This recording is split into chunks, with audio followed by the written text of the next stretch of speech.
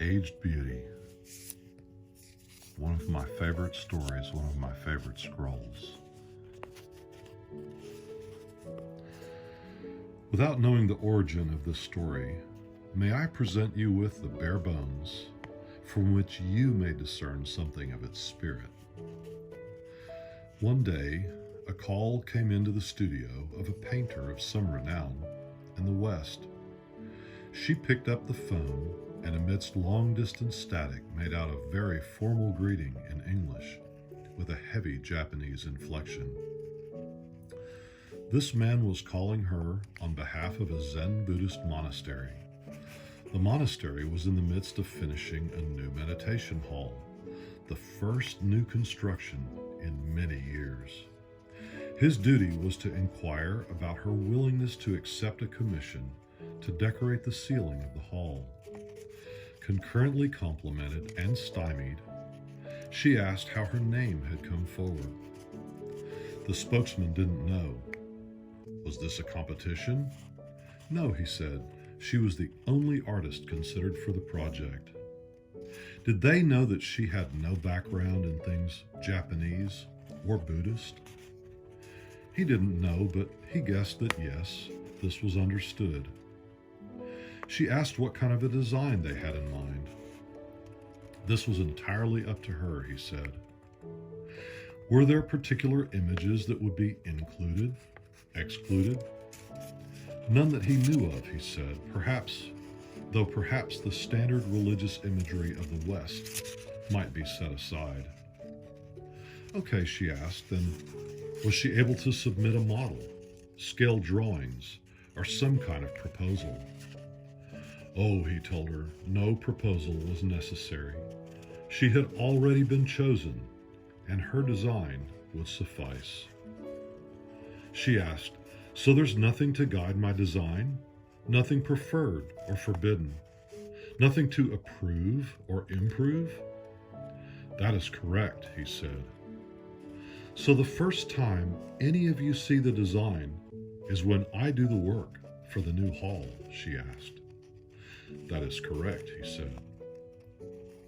Unnerved by the lack of constraint or direction, the artist then objected, but this is crazy. So much time and money involved. No guidance. All this risk. I just come and do it, and you've already decided that it is as it should be? That is correct, he responded. But what if I do the whole thing, and your people come to see it, and somebody doesn't like it, she asked. Somebody doesn't like it? Oh, he said, this is guaranteed. In the way you mean it, nobody will like your design. This is just as it will be. That nobody likes it, she asked. Yes, madam, he said. But all this money, all the time it takes, this is madness, she objected. And he replied, no, not so much madness, madam, as novelty. That is what is assured. You see, for the abbot, for the monks, and for the country as a whole, beauty is not possible right away. You must make the design, and it will be new, and because of that, it will not be beautiful. It will be many other things, we are assured of that, but it will not be beautiful. It cannot be. But perhaps after some generations, in the presence of meditating monks and incense and the light coming and going from the hall, perhaps the beauty begins. Perhaps it grows in beauty as time goes along. Beauty finds its way among us. We come and go. In days to come, it will be a part of the world, but we won't see that happen. No, neither you nor I, nor the ones who decided upon you for this design, will see its beauty. But that is not our responsibility.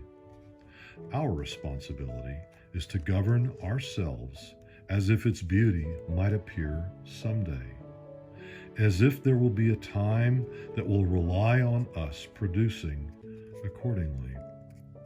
And we do this because the faithful, awkward novelty of the former times has become our beauty now. Unlike your people, we are the heirs of beauty, not its creators. This is our understanding. Age is our teacher in the matter of beauty. Anything not showing its age is still young, and patience is required.